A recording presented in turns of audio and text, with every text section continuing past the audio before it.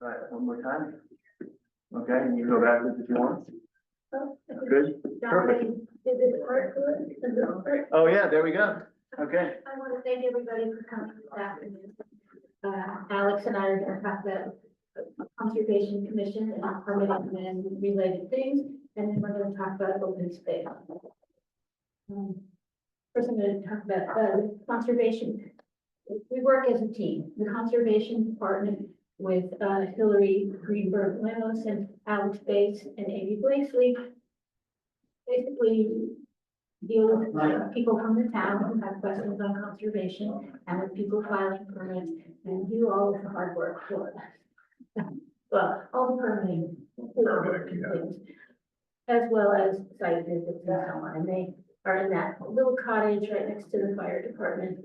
Yeah, we recently kind of moved, at least conservation over that cottage, helped with there for I think a number of years. But in the last, I'd say 8 months, 8 to 10 months, that cottage is now the Department of Health and Environment. So both the Health Department and the Conservation Department are in that cottage. So the Conservation Commission consists of 7 people. We have 1 vacancy at the time, at the moment. And we're appointed by the select board for a 3-year term. And the commission meets on the 2nd and 4th Tuesday of every month to review permitting for wetland projects and to talk about any enforcement or violation issues that come up. And we also work on developing regulations to support the Eastham wetlands bylaw. So if we inspire anyone today after our presentation, we would love to fill that last vacancy. It has been open for a while. It's been open for a while, yeah. And then we work with the Open Space Committee, to the subcommittee of the Conservation Commission. And they also have a vacancy, which is opened up if anybody's interested in that. Now, I'll talk about them more later. So the Conservation Commission's job is to protect the natural resources of the town of Eastham and protect open space. That means watershed areas which drain into, which is groundwater and collect in the aquifer. So we have water to drink, and we advocate for land protection and review wetlands permits, enforce regulations and bylaw, manage the town-owned conservation lands. And we also develop new regulations to support the town bylaw. So we work under actually 3 separate authorities. One is the Wetlands Protection Act, which is the state. One is the Wetlands Protection Act, which is the state regulations, and it's very thick and dense and heavy. We have to learn a lot of this, but we also can look things up and we want to. And many of us have gone to training in order to understand this better. I'm in my 8th year on the commission. So I kind of know this pretty well, but I still need to look things up. And we'll speak a little more of this later in the presentation, but the act kind of breaks down different resource areas and outlines different performance standards that need to be met when someone's doing a project in that resource area. And the main focus here is to protect the public values in these wetlands. So what do these areas like salt marshes or tidal flats provide to the community at large? And then we balance that with what homeowners want to do on their property. So we're looking at protecting groundwater supplies and fisheries and shellfish, wildlife habitat, and controlling erosion and flooding because of the damage that can do in the town. But, and here's our bylaw. If anybody wants to look at it, it's on the town website, and will be available if you want to page through it later. And we also have a set of regulations that the Conservation Commission has reviewed. And that. So. And our regulations kind of further protect, you know, the resource areas that are outlined in the state act itself. And then the bylaw has additional resource areas that are particular to the town. So under the Wetlands Protection Act, we have the resource areas and 100-foot buffer zone, which is 100 feet out from there.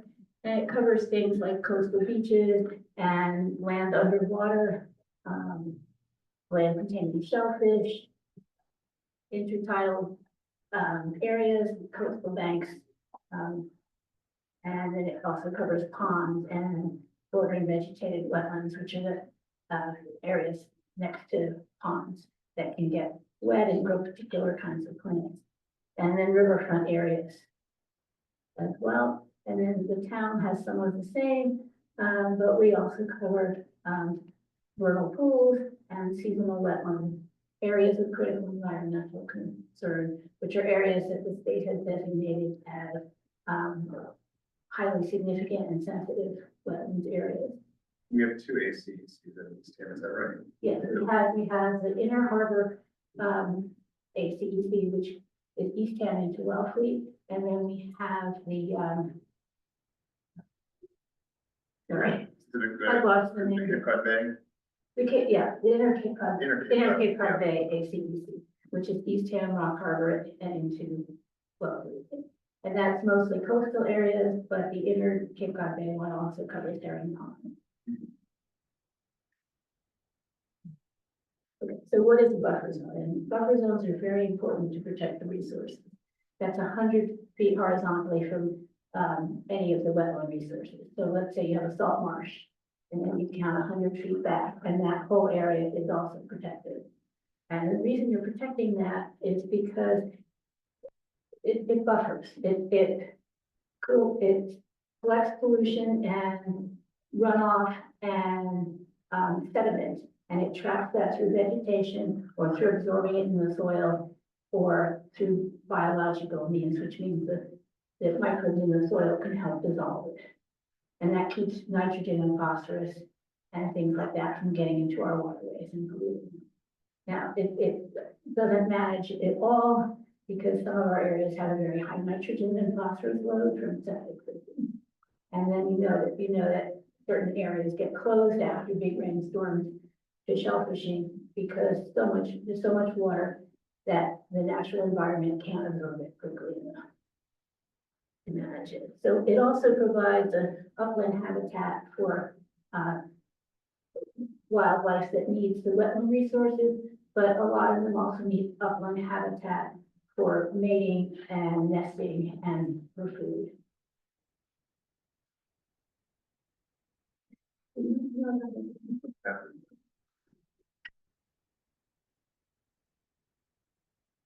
Off of our town assessors maps. And this kind of outlines some different resource areas that are on this parcel of land here. We've got the Boat Meadow Creek down to the southwest.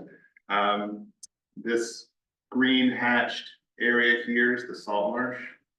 And as Karen mentioned, in Eastham, we also consider the flood zone a resource area.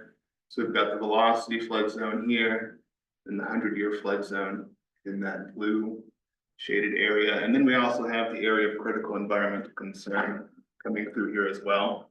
So as you can imagine, different resource areas, each of these have their own 100-foot buffer zone off of it. Plus you have a 200-foot buffer zone off, the Boat Meadow Creek. And you can see it gets really complex as to where those different delineations are. As a general rule of thumb, you'll take the delineation of the furthest out resource areas. So I guess, this flood zone here, take 100 feet off of that. Everything, towards the water of that flood zone is within that 100-foot. So most of this parcel here is within, conservation's jurisdiction. Anyone can view these maps. It's a really good tool. The town also provides an estimate onto where the 100-foot and 50-foot buffer are. But those are only off of the DEP wetlands layer. Not to get too far into the weeds here, that on the town maps, that buffer zone isn't extended off of the flood zone. So there can be a little bit of confusion as to where exactly each of these buffer zones lies. But this is the website, the mapsonline.net/Eastham MA. There's also a state website, Mass Mapper. And that also outlines all the different buffer zones as well. So there's some pretty resourceful tools online that the Conservation Department and the Conservation Commission use when looking at these different resource areas. Just to make things a little more complicated, each one of those resource areas has different performance standards. So you might be able to do something in a buffer zone that you can't do on a coastal beach, or that you can't do on a dune. I'm confused. Yeah. You're saying this is Boat Meadow Creek. What part of these, I think I'm looking at a lighthouse that I don't recognize, and I don't know where this parcel is. This is Eastham. This is Eastham, yeah. It's So off where? the Bayside, Boat Meadow is off of Bridge Road. Yeah, right? Mhm. And And okay. Is that a lighthouse, the little white thing and the? no, Or- this is all, private property. These are dwellings. It's out kind of on a peninsula. Oh, okay, Yeah. all right, and some of those are houses and roads. all right. And to add another layer of complexity, we've got different areas of jurisdiction here as well. Because we've got state designated resource areas, which is in the State Wetlands Protection Act. Our local bylaw extends that, into this flood zone. And then the ACEC, that brings in natural heritage, right? Well, no, that is also state and us, and then it also has, an area of, priority habitat for rare species. So that brings in the state, and the state has to review that under the endangered species Act. So if you're lucky enough to have a property that complicated, you're definitely gonna have to, I think, hire a professional to help you work through any big projects. I'm gonna move on to Yeah, that. go for it. Oh, you Go, just- go. there we go. That's you. Permitting, this is the fun part, right? So if you are within an area in our jurisdiction and you want to do any work that disturbs the ground or vegetation, there is a permitting process involved. For smaller projects, it could be done with an administrative review. So if you're doing some tree removal, pruning, if you want to install a shed, those are some pretty common ones. Right now, we're doing a lot of water line connections. So these are projects that have minimal disturbance. In some cases, I could just sign off on that in the office. Most of the time, that does get put on the agenda for the Conservation Commission to have input as well. The next tier up from that is what we call an RDA. That's a request for determination of applicability. It's a bit of a mouthful. And these are for projects that potentially have a little bit more impact to either the resource area or the buffer zone. And when you file an RDA, the commission comes to a determination as to whether you can proceed with this permit or no. You need to actually file the next tier up, which is a notice of intent. That's like the full package. That includes projects like tearing down and building a new house, revetments are a pretty common one. Any extensive vegetation clearing and mitigation being proposed on a property. The notice of intent brings in a DEP review as well. Gets put on the Conservation Commission meeting agenda. That's a public meeting. The butters get notice. So they also have the ability to provide input on the project as well. And part of an NOI, you have to also provide alternative analysis as well. What do you have? Go for it, yeah. So here's kind of an example of our permits. As I mentioned, the AR, that's our most simple permit, pretty much a one sheet here. We ask that you provide kind of a short narrative of what you propose to do. For these filings, we do allow for a sketch for the proposed work, and that can be overlaid on the assessor's maps that we just looked at previously.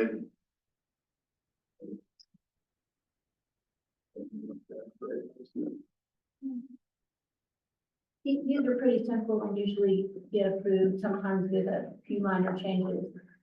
And the next one. And as you can see, as we move on between different levels of permitting, one of the key factors is we get more paper. Yeah, more paperwork. More paper, so in our DA. Yes, in RDA, we've again got a narrative of your proposed work. There's a state form that goes along with that, and sometimes with these projects, we do require a certified site plan depicting the resource areas and the different buffer zones.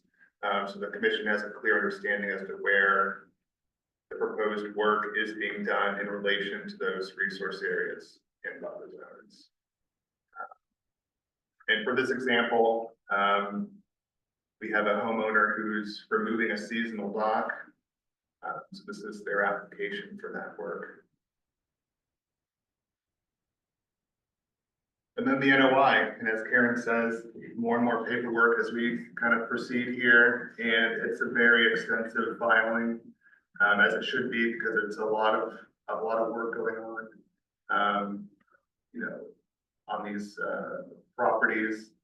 Again, there's a state form involved here, butters notices, certified site plans, pretty detailed narrative. Mitigation planting plans are sometimes required as well. So it's a pretty hefty filing. And we did bring a few samples if you want to look at them finished.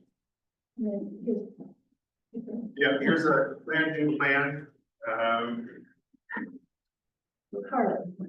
Part of a planting plan. Is this the Wilkinson? 1090, yes. Yeah.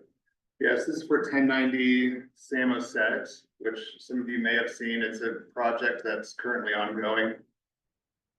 And our jurisdiction for this project is Widow Harding's Pond.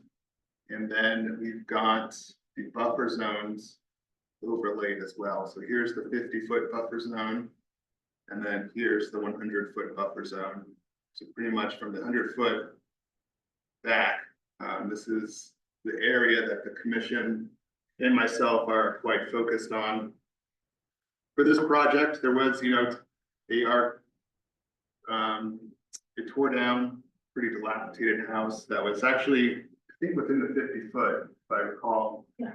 And the proposed house, at the time was pushed back away from the resource area. That's something the commission likes to see. If we can get, the houses as far away from the resource area, all the better. So as you can imagine, there was significant vegetation and ground disturbance for this project. And as mitigation for that disturbance, the applicants proposed a pretty hefty planting plan and restoration plan. So here, the applicant outlines a bunch of natives that are going to be going in. Once the house is built, they've got several different tiers of restoration areas. They're doing some restoration along the edge of the pond. They've got a woodland restoration area as well. And I think they've got a native seed mix in here as well. Yeah, they've got kind of a grassland area going in as well. So this is a pretty nice planting plan, that the commission approved. I think that was in last year. Yeah. Early 2024. The homeowners were very interested in creating a very natural environment for native plants. Also a property that abuts the Nickerson Conservation Area. So by doing such a extensive native planting, that tends to expand the conservation area as well, and provide more wildlife habitat. They also provided the commission a timeline.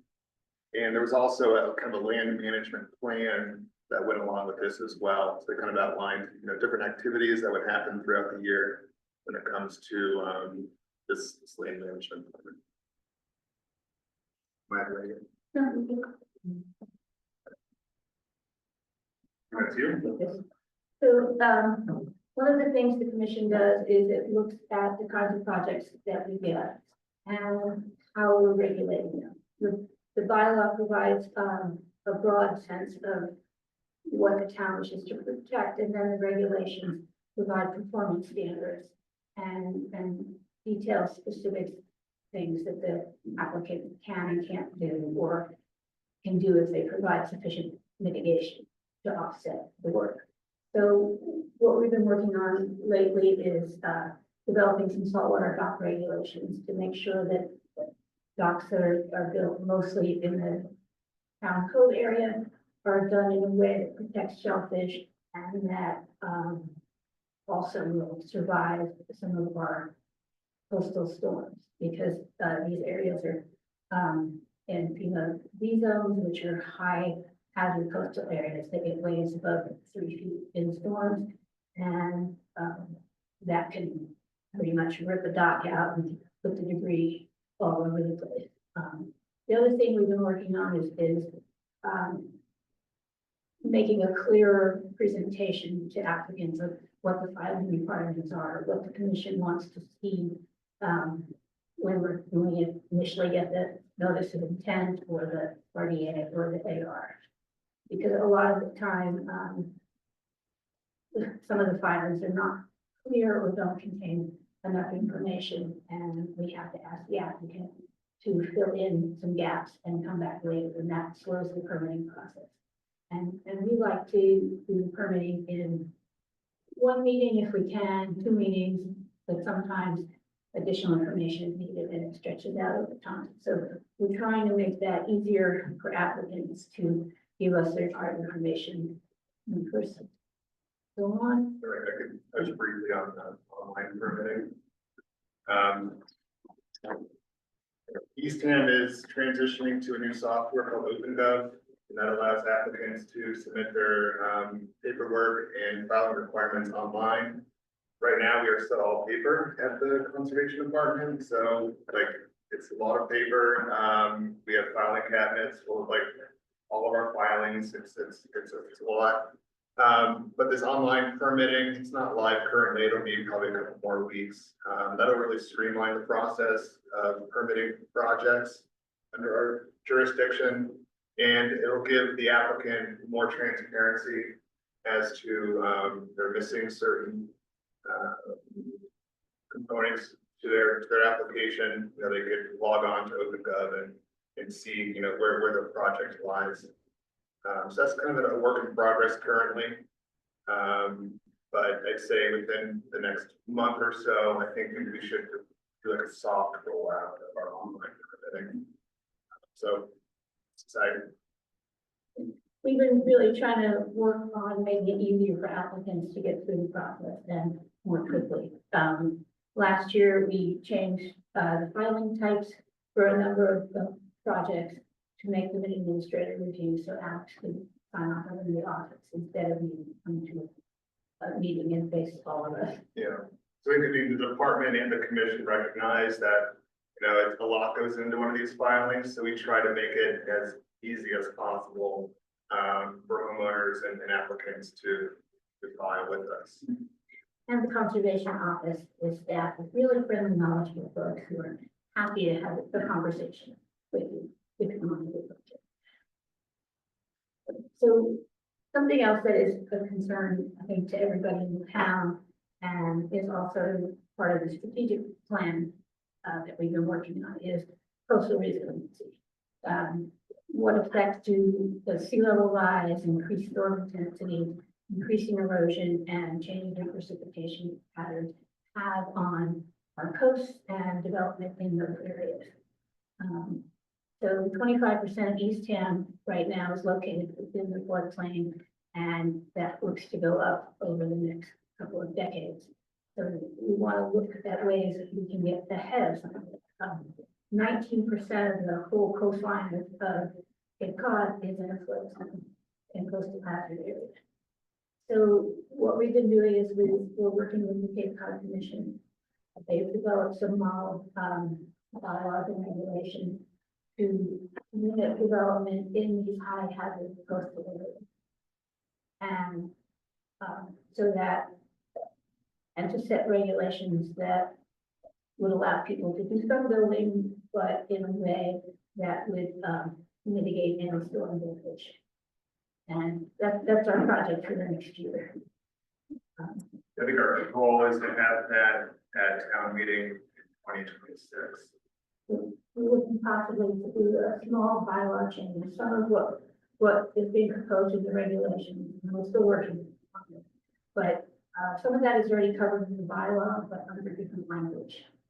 So we're going to be working on that. We'll be having some public information sessions later in the year. We started education about coastal resilience and coastal hazards, and also to talk about how a bylaw and regulations might affect. You could mention that we're expecting the regulations from the The Massachusetts Department of Environmental Protection, which produces the regulations, has been working on regulations for land subject to coastal storm flowage, which is a fancy way of saying land that floods and the storm. And some of that would be to limit development in the 0 to 50 foot buffer zone, to require that people even in the aggy areas put their houses on islands, and to limit the number of times you can rebuild if your house gets destroyed in the storm.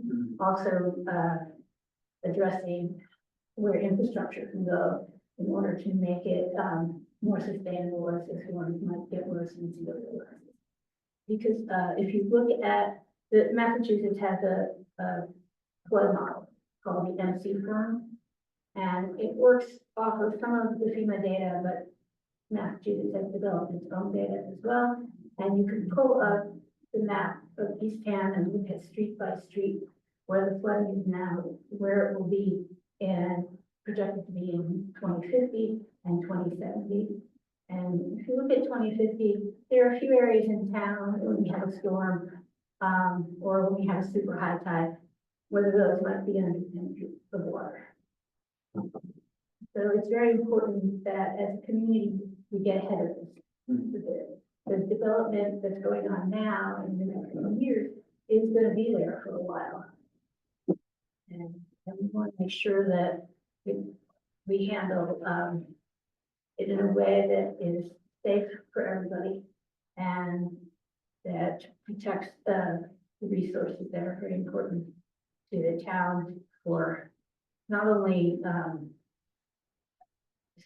flooding and erosion and wildlife habitat, but also to protect our blue economy and our tourism industry. And we can do that.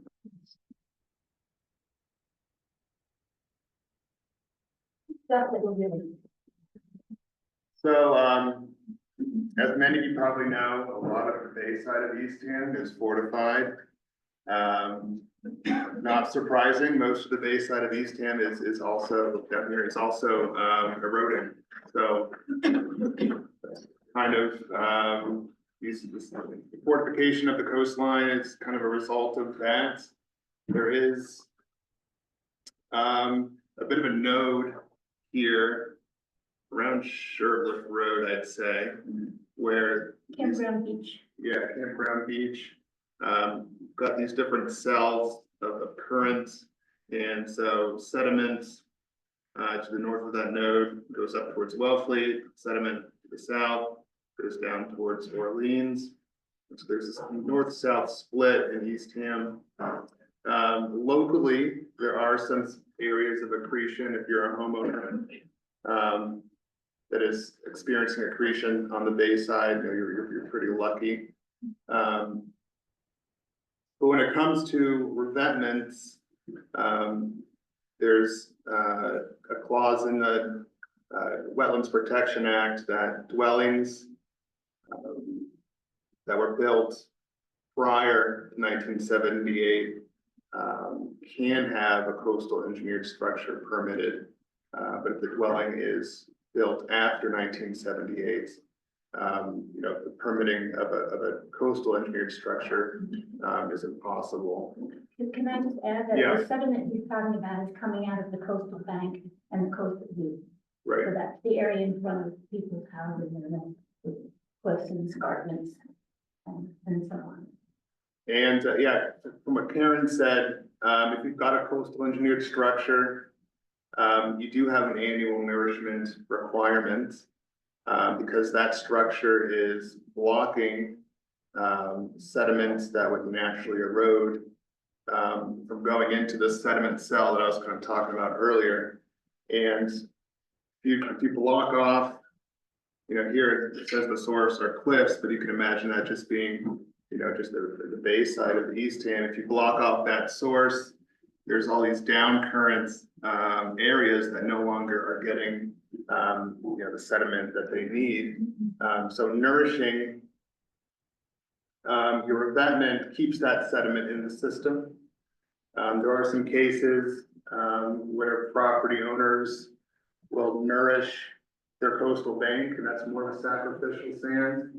So if they're trying to protect their coastal bank, let's say they can't have a revetment on their property because their house is built, you know, after 1978, a soft solution, so to speak, is for them to add sand to their coastal bank, and the wave action will eat away at that sand that was nourished before it gets to their coastal bank. So it's kind of a way to kind of slow down, you know, that erosion of their property.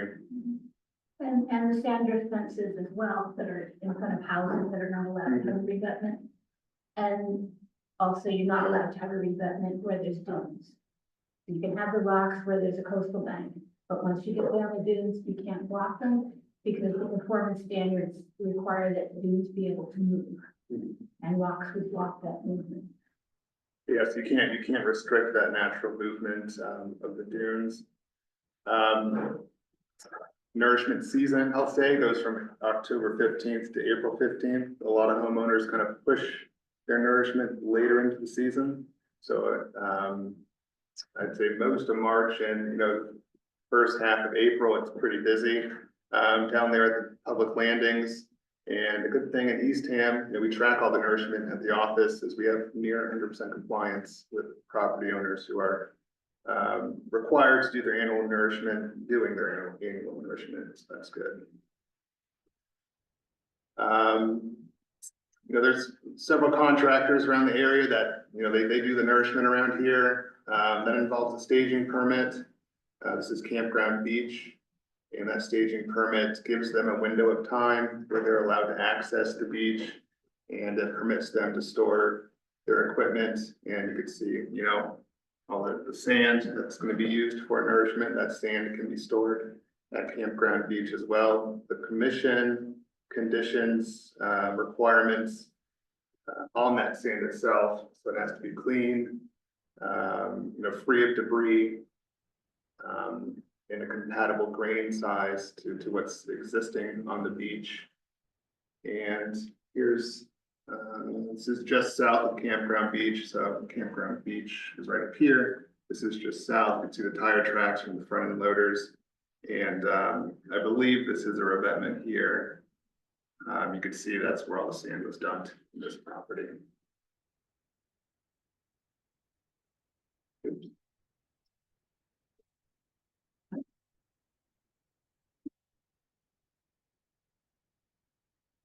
The conservation areas and open space, and you know this as the public land that we have a bunch of trails on. So open space is important for a town to protect because it enhances natural and scenic areas, but it also protects watershed areas and groundwater and it protects soils and wetlands and beaches and tidal marshes and gives the public opportunities to engage in passive recreation in areas where there's not a lot of cars and development. It also raises people's emotional health and physical health and property values. So we have several types of open space in Eastham. One is conservation areas, which are public lands that have been set aside in perpetuity to protect a particular area, and that could be because of wildlife or because it's a watershed area or because it has threatened species. And this means that there can be no construction on the property, but it's also open to the public to use. And that would be areas like Wiley Park, that would be areas like Nickerson Conservation Area and the Southeast Dam Conservation Area, Cottontail Acres. And then there's open space that's land that is set aside to be used as open space, but doesn't actually have any long-term protection on it. So we have areas like that in town.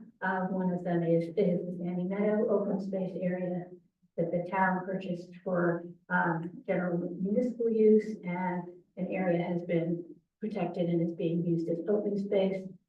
But if the select board decided to do something else with it, that would be within their ability to do, and we're working on that.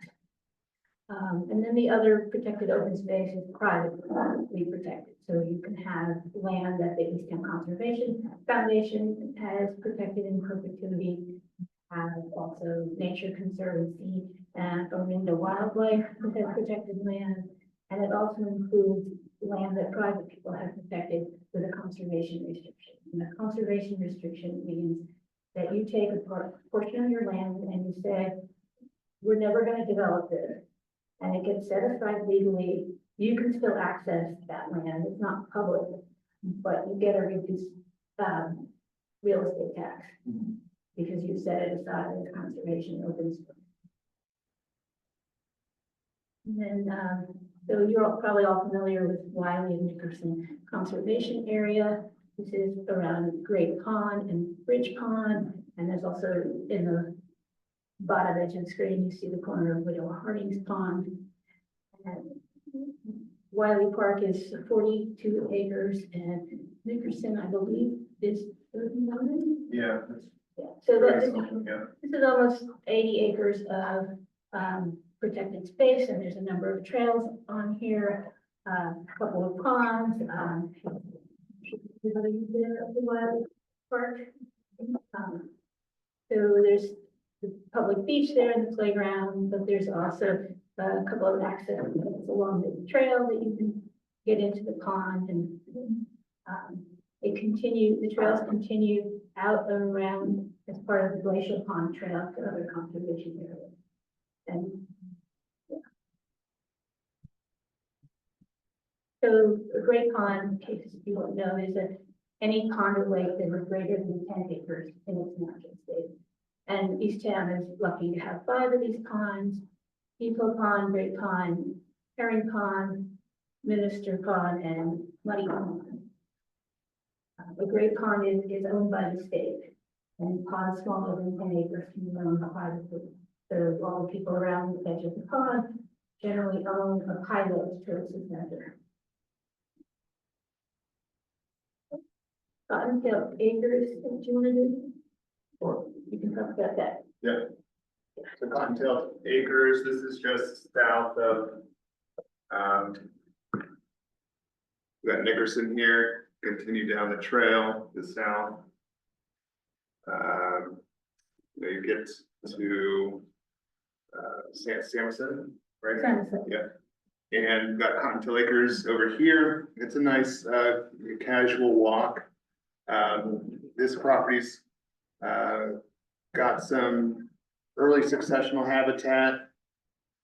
Go back, got some openings here, some grassland areas, and it's a great place to go birding. They like that edge habitat, and I think we've got some bluebird boxes out there, if I recall. And this early successional habitat, while I think out there, it's kind of managed through mowing. But, you know, the natural early successional habitat is created through, natural disturbances such as wildfires. You don't get those, nowadays, because we don't want them in our neighborhoods, but, wildfires and extreme weather, prevents or cut back on the tree growth, which allows for grasses And I left out agriculture. in agriculture too. We used to have a lot of these successional forests there because of agriculture. Turnips and asparagus and the sheep farms and all of that kept the trees and shrubs from coming up and kept it open land. And now that that's been stopped, it's grown back. So I did my best to kind of line these up here, but if you haven't been to the Cape Cod Commission's chronology viewer, pretty cool. Their most recent imagery is 2020, but you can go back, I think back to the 30s. And there's a little toggle bar on your screen. You can kind of go back and forth and see how the landscape has changed. And you can do that for anywhere on the Cape. This is still cottontail acres. Yes, this is Cottontail Acres here, and you can see at one point in the 50s, it was pretty much all cleared out, I'm assuming most likely for agriculture. And through forest succession, you get it grown in. So Cottontail Acres is kind of a mix of, you got some cedar groves, pine oak forest, but there's actually quite a bit of invasive species there too. And knotweed, ivy, bittersweet. But the non-native species take advantage of, you know, cleared habitat like this, and so that gives them room to kind of root in and outcompete some of the native species. Sandy Meadow, I think you were going to speak to Sandy Meadow. I mentioned Sandy Meadow earlier. I don't know if you all have been out to this, but this is the only, this is one of the only town-owned open space areas in North Eastham. It's off Massasoit, and once upon a time, this used to be a standing gravel line. When Eastham used to have a cement factory around North Road, they'd mine the cement and gravel here and bring it over there and so on. So that went on until the 1970s. And then in the late 1990s, the town purchased the property. And it was, I forget how many acres, it was pretty huge. Some of it was carved off for affordable housing. And then the area that you see in green here and then on the map there is set aside currently as managed open space. Mm-hmm. It's not permanently protected. We're trying to work on that. An attempt was made in 2013, where it was set aside at town meeting for conservation area, but not set under permanent conservation restriction. Mm-hmm. So this is one of the most endangered habitats in New England. Sand plain grassland and peatland. This habitat is has been maintained over centuries by fire, keeping it clear. The Native Americans use these fire and do burns of their own to keep areas clear. Much more recently, they're actually the sheep farming over there and some agriculture, most likely asparagus. But that usually when we talk about mining, we talk about it destroying the landscape. In this case, the mining kept it open and allowed some very rare plants to move in. So there's a lot of stately endangered species on this property in terms of plants and certain kinds of moths and other insects. So the sandplain grassland is a pretty bare area and it's dominated by grass, and it's only in the sandy soils in New England. It's somewhat similar to the prairie lands in the Midwest, but it's a very important habitat, and it needs to be because we don't have fire and we don't have agriculture, it needs to be managed. And we're doing that on an annual basis with help from, the DPW and with American Cape Cod. So the Sandplain grassland is dominated by grass like little bluestem and poverty grass, and it has scrub oaks and bayberry and lowish blueberry and species like that. And a good indicator is that you'll see maybe butterfly weed and milkweeds and some other herbaceous species, like goldenrod. And then the heathland is dominated more by shrubs and low-growing shrubs, and surrounded by and in clearings of pitch pine and oak forest and pitch pine and scrub oak communities. So Sandy Meadow has all of these things. The Sandplain grassland, the heathland, it's got a scrub oak pitch pine community, and it also has a pitch pine oak successional forest going on. And if you haven't been out there, I do recommend it. So Yeah, it's a really cool landscape. I mean, it's almost similar to what you find out in dunes, very kind of up in much so. Truro and Mhm. in Provincetown. So you find the same kind of reindeer lichen and heather Mhm. as well, and put on the next slide. So we think this site is pretty cool, and we've developed some interpretive signage to explain the different communities and the history and also the wildlife, and that came from a CPA grant. And we have another CPA grant to develop a longer ADA trail out there. So it has a small ADA trail, but we're going to be extending that 950 feet. Mhm. And that'll be, I'll just go back here for a second. Yeah, kind of point it out here. I think maybe, yeah, you can put it up. I mean, that's partially, I mean, this is kind of depicted here. We've got this, short ADA trail currently out to a vista. We're gonna extend that around, an additional 900 feet, roughly somewhere about here. So you can kind of see that on the aerial imagery here. We're going along a pre-existing path. And that's about where the, current ADA trail ends. And that footpath, extends, we call it around the bowl here. We're gonna take the ADA trail out to another vista right about here. And at these two spots, we're making enough room for a wheelchair to maneuver and turn around too, so you don't have to commit to go the entire length. There's gonna be kind of pull off and stopping points if you want to go back. Yeah, there's just, I think, 3 really good vistas in the extension area. And then it also runs right along, on the bowl side, or get very close to some of the species that we've been talking about. Are you planning to extend it, you want to go back to the state highway? Not this year. But that is in the future, that orange dotted line. So Well, this there's trail, a trail there now. yeah, this is the Oh, that's the path, trail now? yeah, that's the path that exists. It's not maintained, I think, as regularly as, It's circular. more used as a social trail than a campaign trail.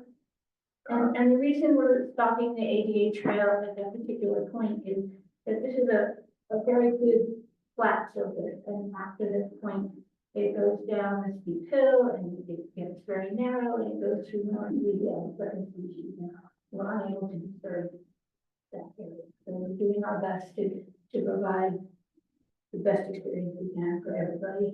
To make it more accessible to the And this is state designated priority habitat, right? Right, state designated priority habitat for endangered species, and it also is part of the town water overlay district. So it's a groundwater protection area.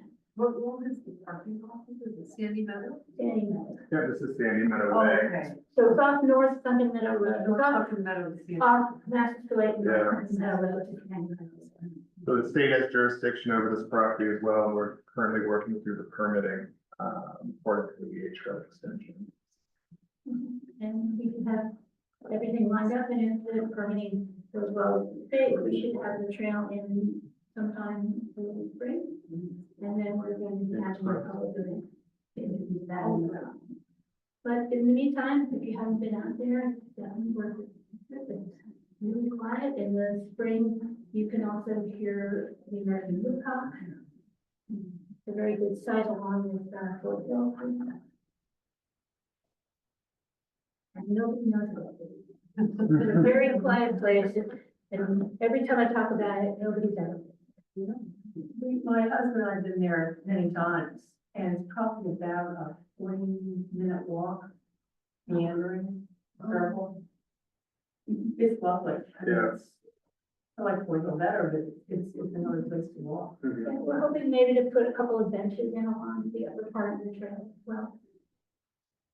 I'm glad that it's going to be enhanced. That's good. Yeah, we're excited about that. And we probably will be looking at the other properties to see if any of that's possible. It's a little tricky to try to put a ADA trail in some of these outlying areas. I mean, that property really is kind of the perfect location for it, just because the existing trail is already practically at grade. It's gonna be it'll be minimal disturbance, to put in that trail. We're really excited. We spent a lot of time working on the Yeah. plans and the project. So Southeast 10 Conservation Area, which is up near the Rotary. It's a beautiful area Mhm. as well. It's full, it's got, a little bit of forest, but it also has vernal pools. Vernal pools are kind of really cool. Yeah, I think there's either 3 or 4 certified vernal pools on this property. I'll mention that, Wiley and Nickerson also have a couple of certified vernal pools. So a vernal pool is a small pond of water that is enclosed, so it doesn't have any water outlet, it doesn't have fish. And it tends to dry out during the summer and periods of drought. And then it can sit dormant for a while. And it has species that are very particular to the vernal pool. Fairy shrimp, and could you click that button? Yeah, this would be the wood frog. Fairy shrimp and wood frog. Perhaps and you've heard- spotted salmon. And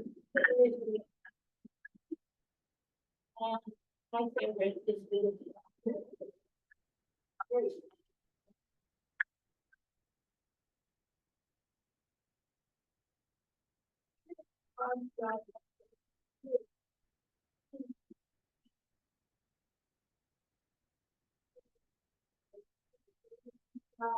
And that's been able to wildlife to kind of move between them and spread out the gene pool a bit.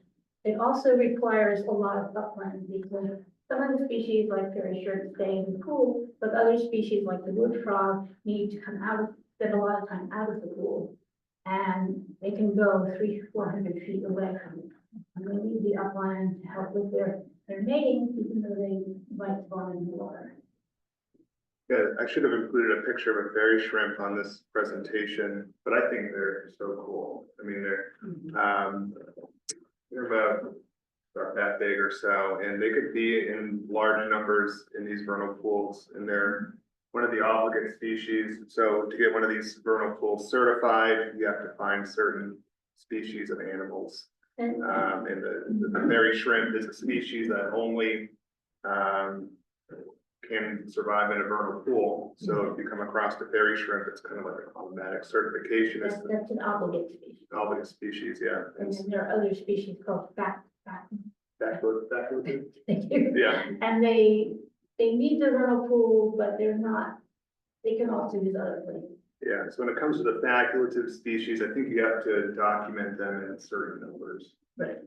The wood frog, I think, is an obligate species, but you Yeah. have to have chorusing wood frogs, which I think that's what we just heard. So, yeah, you can either, some of these species you can document by seeing and photographing, and some of them you can document just by listening to it. So there is a vernal pool across the street from me that is not on the DEP's radar.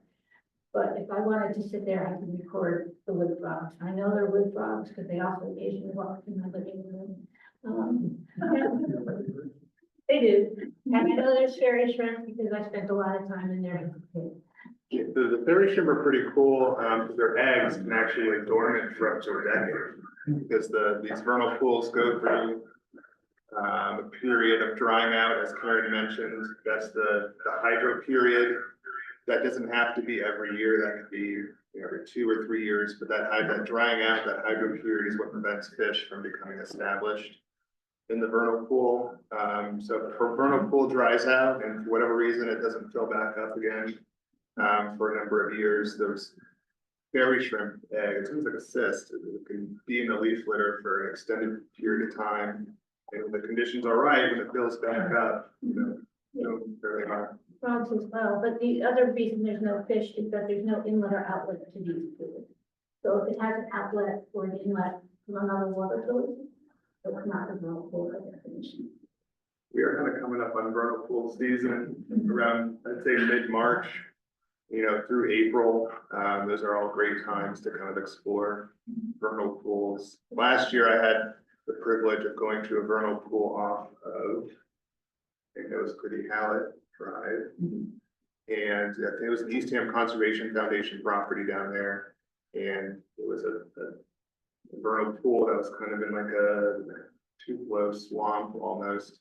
And there was coarse and spadefoot toads, which I thought was so cool. That was my first time So experiencing from there, that. there's some off Kingsbury Beach Road, Wiley Park in Nickerson has it. If you walk the Glacial Pond Trail at dusk, when it starts to warm up in the spring, you'll get a whole chorus of wood frogs and the tar frogs and keepers and all kinds of cool stuff.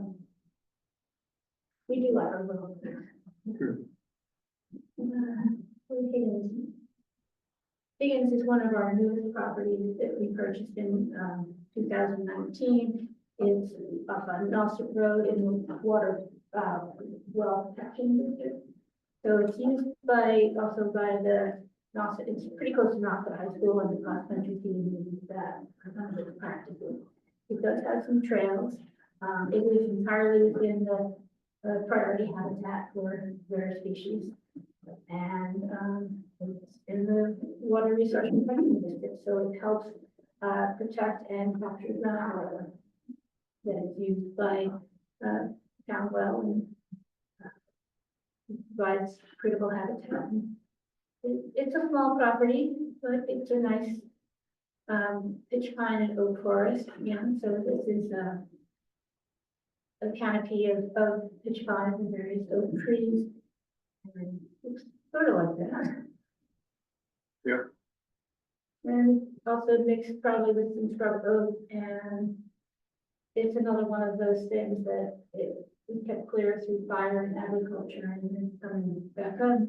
And we protected it for the two reasons of protecting our groundwater and protecting native species and this CPA money. So we thank them for their support. Visitor safety.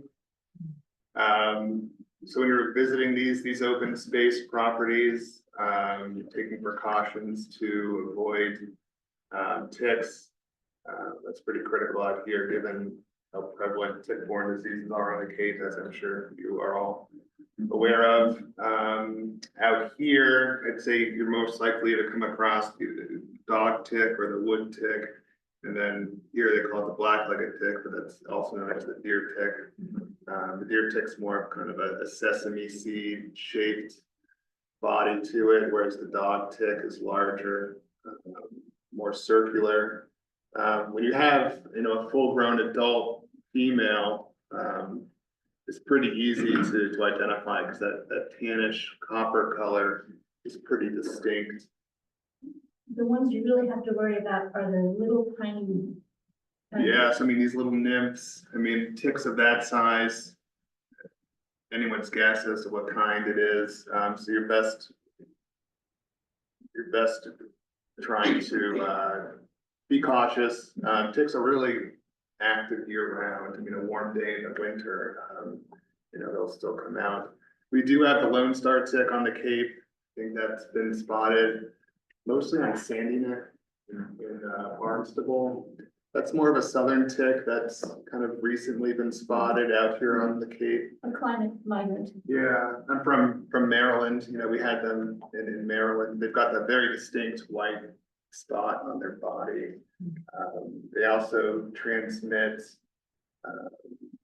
they call it the southern tick associated rash illness, which presents itself similar to Lyme's disease. You'll get the bullseye rash, but it's not Lyme. I think it's pretty harmless. This also carries the, some people, they become allergic to red meat. That's from the Lone Star tick as well. Not quite sure how that happens, but you know, that symptom is found in some people after they're bitten by a Lone Star tick. You can say that ticks can carry a lot of and you should be careful. Yeah. Then poison ivy, I mean, I don't have to tell you much about that. There's quite a bit of it here on the Cape. Very distinct. You know, the leaves are free, let it be. Technically speaking, it's a leaflet, so this whole thing is actually the leaf itself. And one common way that's pretty good at IDing poison ivy is these two lower leaves. They're connected right at the stem there. This upper leaf has a bit of a gap. Again, the middle leaf stem is longer. Typically, it's more of a smooth edge with, you know, a couple indentions around it. In the winter, pretty easy to spot these white berries that the poison ivy produces. And it's got that reddish stem. In the fall, they're a beautiful red color. Yeah, red. Even people who accidentally pick them to. Yeah, yellowish orange to red. I mean, it is very pretty. In early spring, it's kind of a deep red color. The baby leaves are a deep red color. The oils are also very concentrated when they're smaller like that. So they're still quite potent. I mean, you could get a reaction even just by touching the stem as well. And then you can get a reaction later on if it's on your clothes. Yeah. And in order to help you with the tick safety, Alex has brought a Richmond treated sock Yeah, we got some and some tick created socks and identification. tick ID cards on the table back there that you're welcome to take. Just gonna check what my next slide was here real quick. So coyotes, as you know, we also have coyotes out here. As far as coyote safety, I mean, they're mostly afraid of you, more afraid of you than you are of them. Just don't feed the coyotes. A lot of the interactions, or I guess bad interactions that people have with coyotes, is because they become accustomed to being fed by people.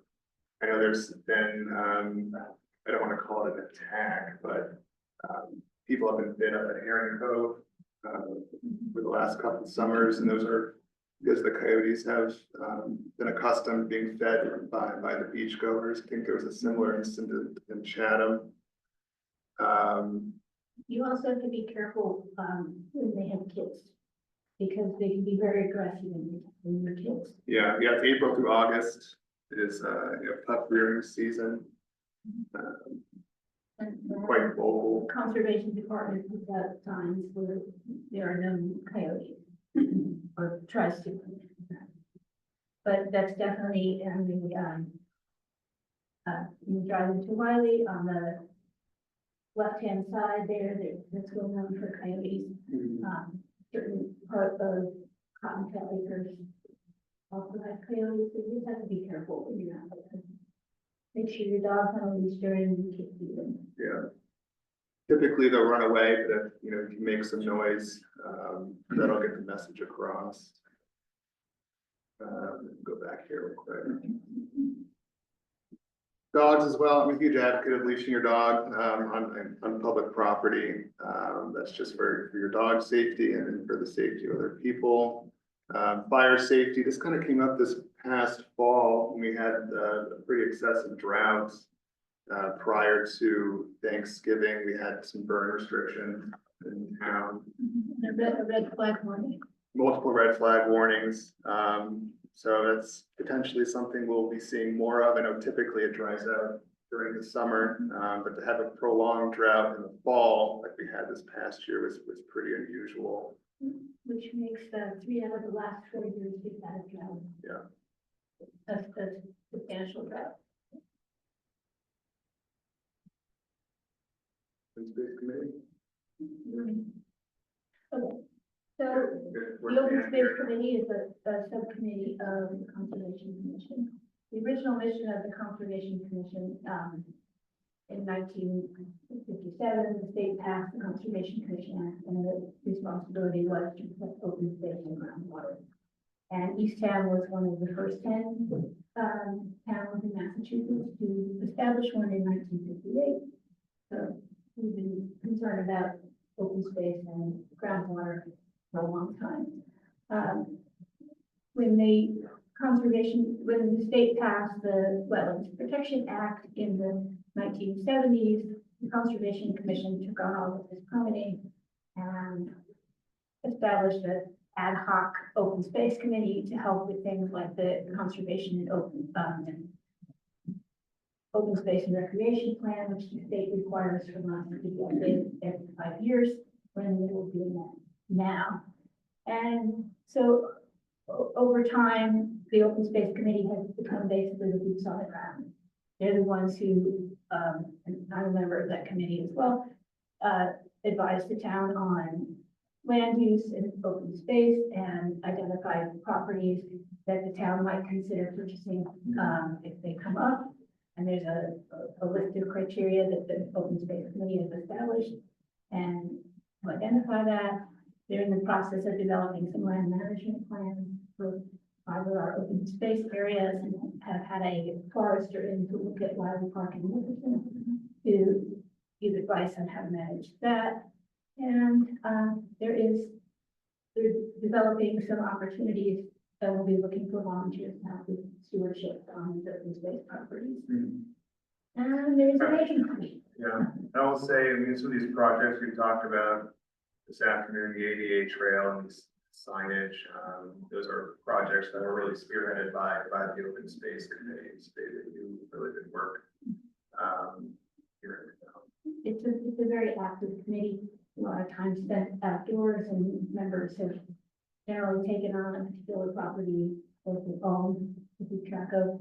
Recently, they've updated the trail markers at all of these properties. And as I said, there's now an opening if anyone is interested. You'd be welcome to apply for either that or the Conservation Commission on town.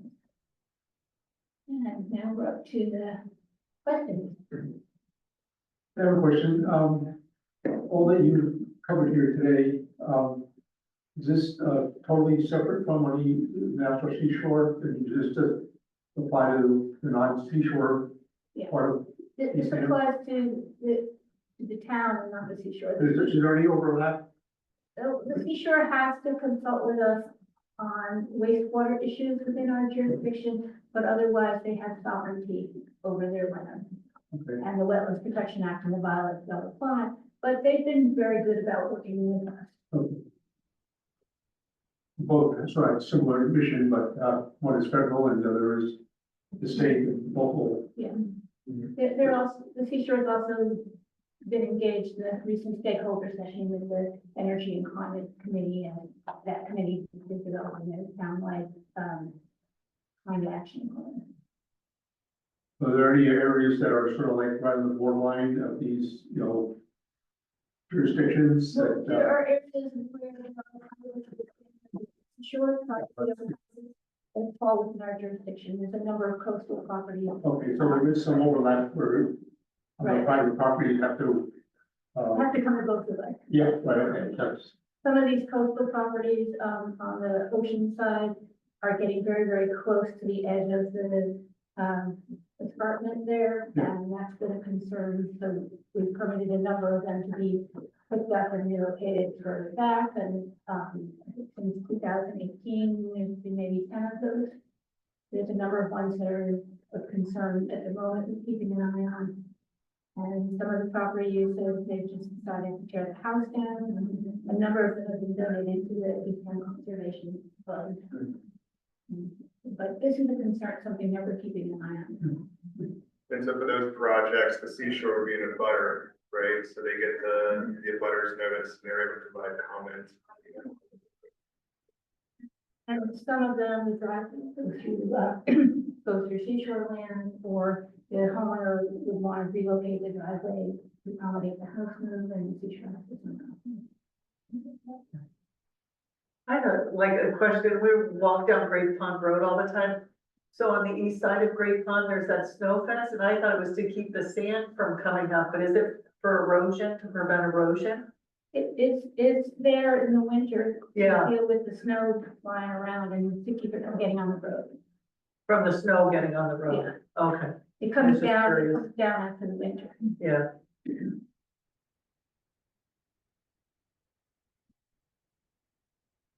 I don't know if this is relevant or not, but, fire roads.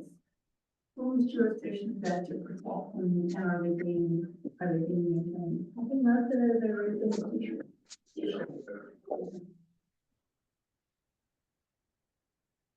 Yeah, there's like a fire management. Called department for lack of better words. I think it's, at one point, the seashore had their own, I think they've kind of regionalized with, Canadian National Park. And they do a lot of prescribed burns in the national seashore, so I think they're part of, their responsibility. Fire management is something to do.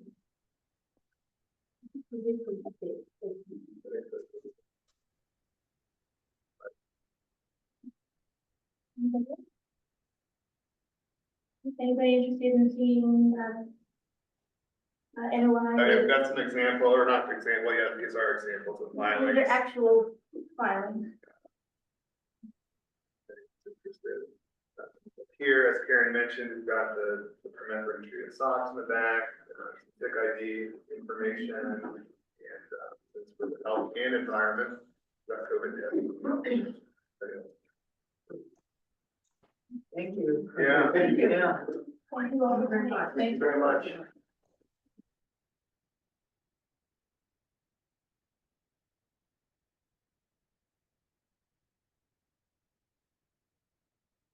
Alex, right over Yeah, I was gonna touch it, yeah. Good, I don't, need a hand with the chairs, or you leave? Oh, no, I got, I'll take it, Thank you so much.